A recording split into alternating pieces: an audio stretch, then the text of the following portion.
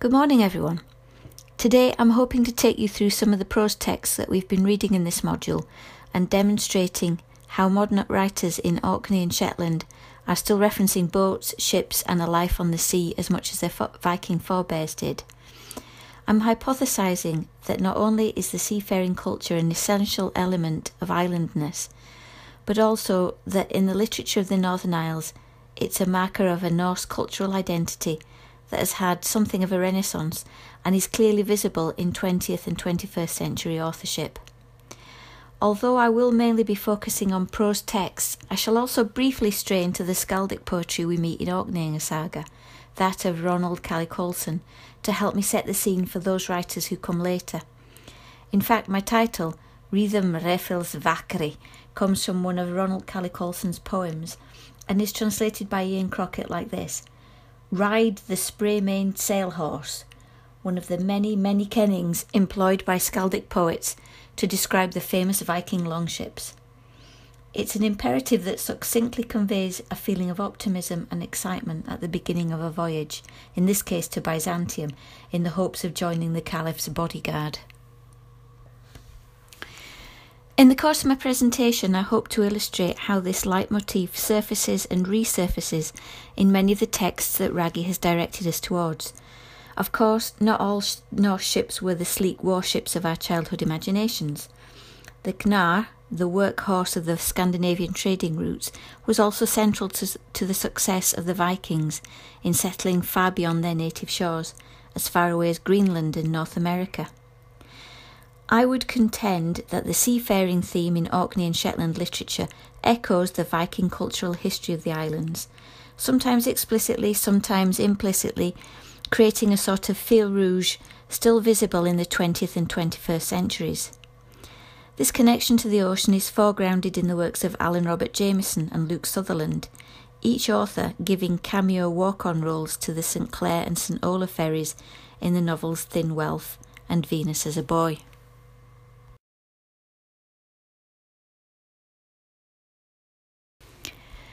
In a slight digression, I'd like to speak a little about two articles I came across through the Open University Open Learn website, which contains material that's freely available. Interviews with Louise Henriksson of the Viking Ship Museum in Roskilde and Dr. Patrick Wallace of the National Museum of Ireland both underline the importance of the development of Scandinavian shipbuilding techniques, which were later to underpin Norse settlement in places such as Orkney and Shetland. Louise Henriksson, speaking in 2007, was asked about the significance of the sea and shipbuilding to the expansion of the Viking world. In the transcripts of the interview, Louise is clear that before the start of the Viking Age, the sea was commonly perceived as being something like a barrier, keeping people apart. This began to change with the development of more sophisticated shipbuilding techniques. As techniques did develop, Patrick Wallace describes how Scandinavians were able to travel further, for longer. His remarks about the key role of small boats is interesting in the way it reflects the development of the modern indigenous boat building styles of Orkney and Shetland. As Scandinavian boat building skills developed and ships were able to travel further afield than just short coastal journeys, trade between different markets became possible. These trading centres developed and the Northern Isles found themselves at the crossroads of several maritime trading routes.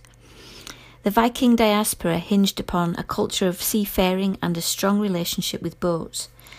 Evidence suggests that boat burials were symbols of social status linked to the value placed upon all types of boats.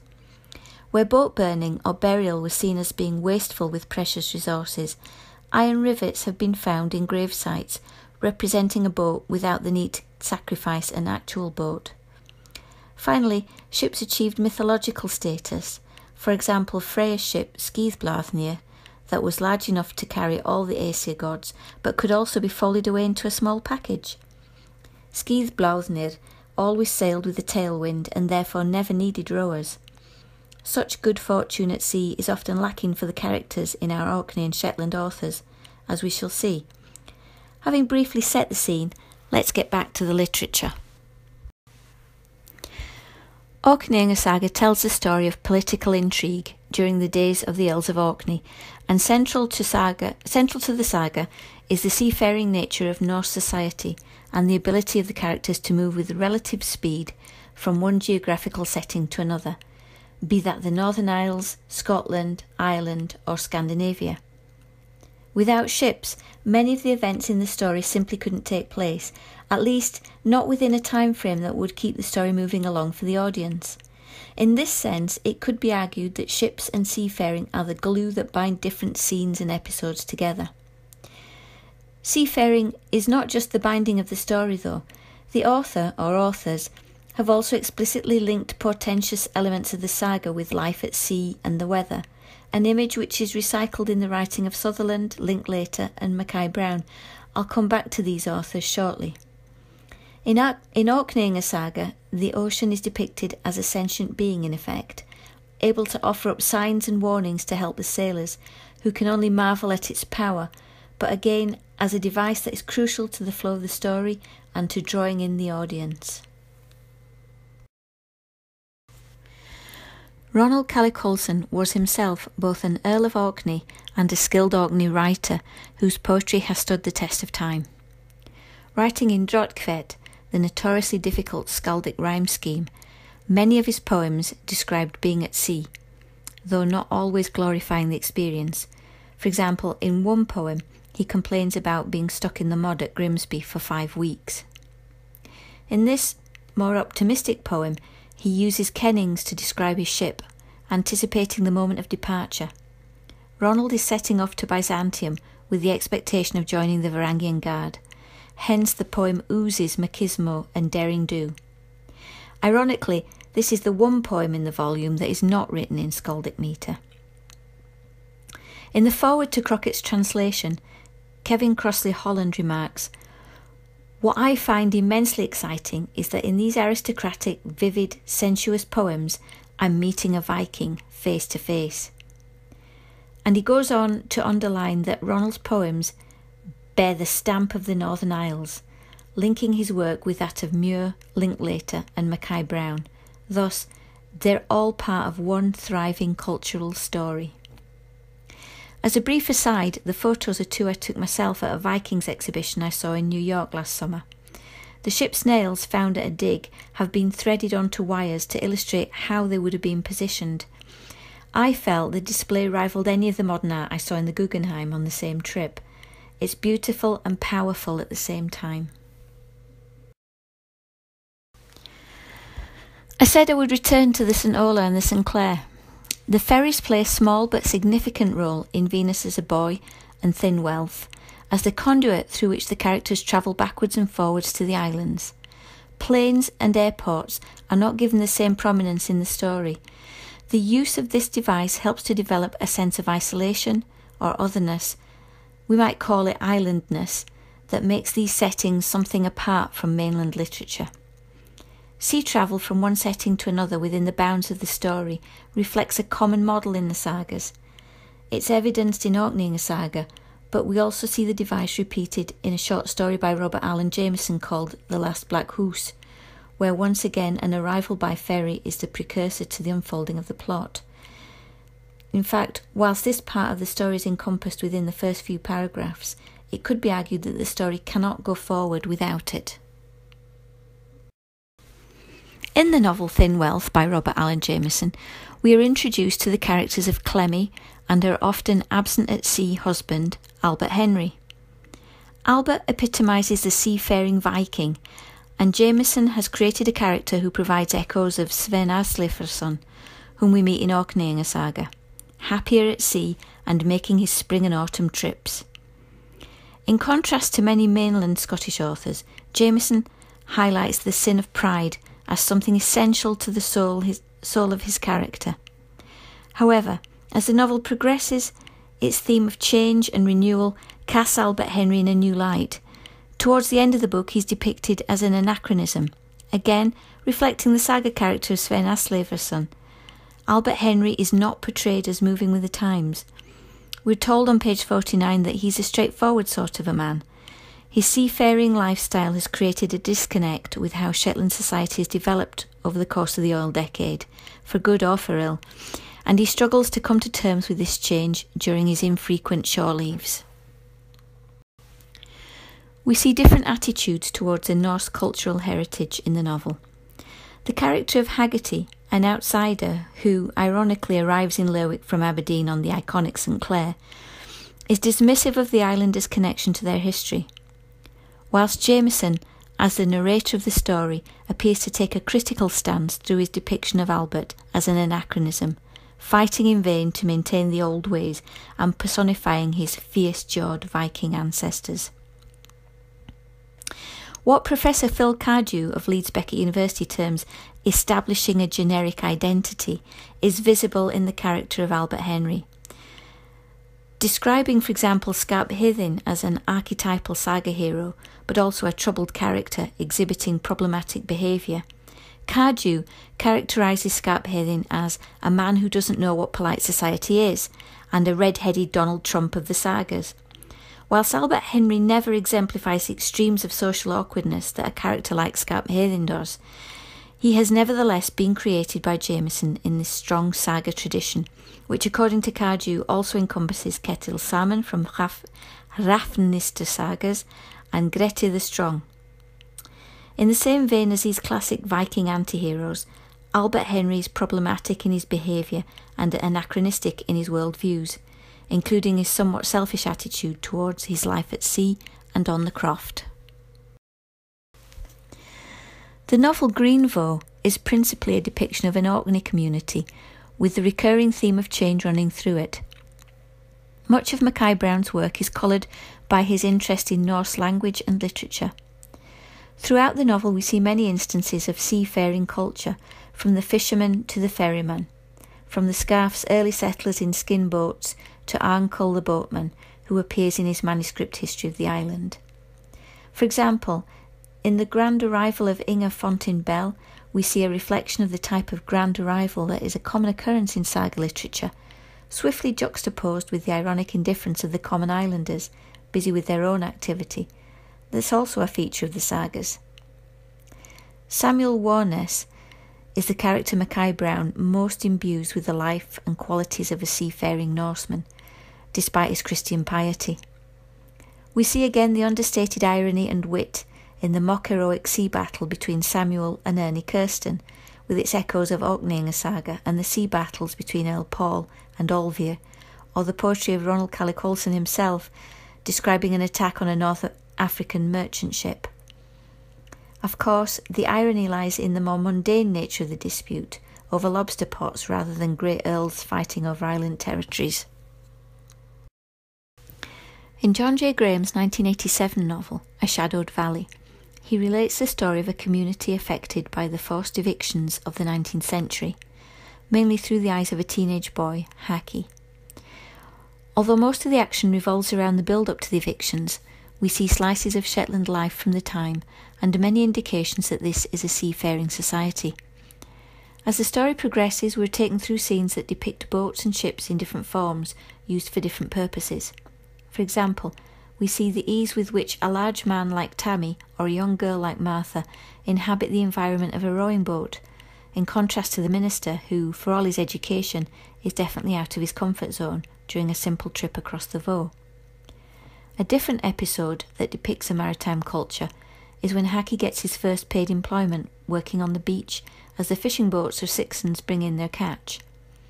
Graham's description of the men wading out to catch the boat and dragging it up onto the beach is redolent with the imagery of similar scenes played out by Norsemen with shallow-drafted ships.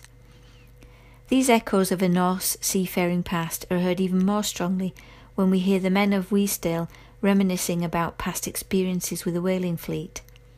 Comparisons with the Vinland sagas are inevitable. Both Grönlendinga saga and Eric saga are at pains to point out that Greenland is so called in an attempt to make it sound more hospitable, an early example of fake news and spin. In Graham's novel, the centuries seem to fall away as the men talk. Now there was much talk about Leif's Vinland voyage, could almost be a quote from this novel, where the value of men is subconsciously judged by the time at the half. In my illustrations, I've got a photograph there that I took in Shetland of a shed with a boat for a roof, which I thought was brilliant. at the time, and still do. And the photograph underneath comes from the Museum of Ships in Ålesund, and you can see a white crow's nest from a whaling ship, and the fact that it is white indicates that it came from a whaler. After reading The Dark of Summer by Eric Linklater, I realised that the format of this novel is very comparable to that of a saga. The hero travels around, mostly on the Atlantic periphery, but also around the Mediterranean and North Africa. There are storms, and the hero has to seek refuge with a foster family. At the end, he compares Olaf to a foster son. There is intrigue, and there are references to things happening back in Norway, which are often features of Icelandic sagas. We meet the self-sufficient Viking heroine Gudrun. People bear terrible injuries or frightening circumstances with dignity and little fuss, but sometimes with a saga-like irony, and when they die, their final utterances are suitably manly. For example, "Do you think this will make up for him?" Echoing the famous verse from Havamal, Sergeant Ferguson in the novel voices concerns about his name being spelled correctly, with 2 S's, for posterity. If we listen to the rhyme, cattle die, kindred die, we ourselves also die, but the fair fame never dies of him who has earned it. We can definitely see Sergeant Ferguson reflected in that. Linklater's hero, Tony Chisholm, is a reluctant one, and in a further irony, not much of a sailor, unlike the character of Silver, the quick-witted philosopher, who is much more at home on the ocean. Linklater was a keen student of the sagas and a frequent visitor to the home of Frans G. Bengtsson, the Swedish author of Röda Orm, translated into English as The Longships. Linklater visited Bengtsson while he was writing The Longships, and may have been influenced by Bengtsson's work. Luke Sutherland's modern-day depiction of island life on South Ronaldsay, featuring himself in a walk-on role, is interwoven with the type of magic and mysticism which are familiar in the sagas. I've chosen the word interwoven deliberately because I feel that there is a link evident between Daradaljóð, with its weaving of the fates of men, to this novel, in which an element of the web of fate can be unpicked from Sutherland's opening chapter, in which he relates the apparently true story of the death of Desiree, and the box containing, amongst other things, a photograph of himself, which is a catalyst for the story and the events which unfold. Again, the novel is interlaced with glimpses of boats and the sea in confirmation of the novel's islandness. Just as we saw in Orkneyinga saga, magical events happen at sea and around boats. The most striking scene in the whole novel for me was Desiree and Tracy in the rowing boat out on Hope Bay. Sutherland's lyrical description of the iridescent water and the boat drifting over the shelf into deep water stand out as a turning point in the novel, after which the train of events leads Desiree to London and all that happens there at the whim of the fates. This modern-day saga does indeed include elements that would not be unfamiliar to a Norse audience, not least the seal song, just to underline the importance of the moment, if there was ever any doubt about it. By making his angel Danish, Sutherland is purposely claiming Orkney as part of the northern periphery, and he concerns himself with the politics and mythology of the North Atlantic Rim as comfortably as Snorri Sturluson might have done in any of his writings in early medieval times. In his 1978 novel Noosed, Frank Rennick presents us with a fictionalised and superficially light-hearted version of Shetland, which he subsequently uses as a satirical vehicle to foreground his main theme of change in Shetland society.